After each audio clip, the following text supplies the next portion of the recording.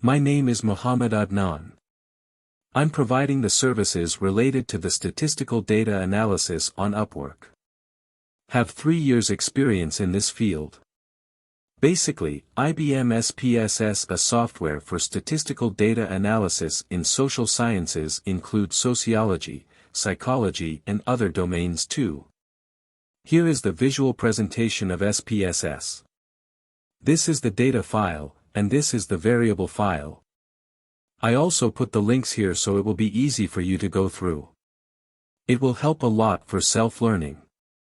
In this data file view, I explained the difference between the rows and columns. Next step is SPSS analysis and some useful commands. Number 1 is data summaries that include the frequencies, descriptive, explore and crosstabs.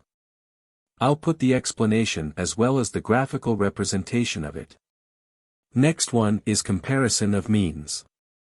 That includes t-test, one-way ANOVA. Third one is correlation, that it basically used to find the positive and negative relationship between the variables. We easily find it by going the Analyze tab in SPSS and then go toward the correlation. Fourth one is the regression, that basically used for the prediction. Non-parametric tests mostly used for the data which are not linear, or we can say that is not in normal distribution criteria. Here there's some non-parametric tests like chi-square test, Mann-Whitney test, Kolmogorov-Smirnov test and others too. Reliability basically used to check the correlation between the items of a scale. Last but not the least, SPSS charts/graphs, that basically used to show the patterns of the data. Here are the graphs.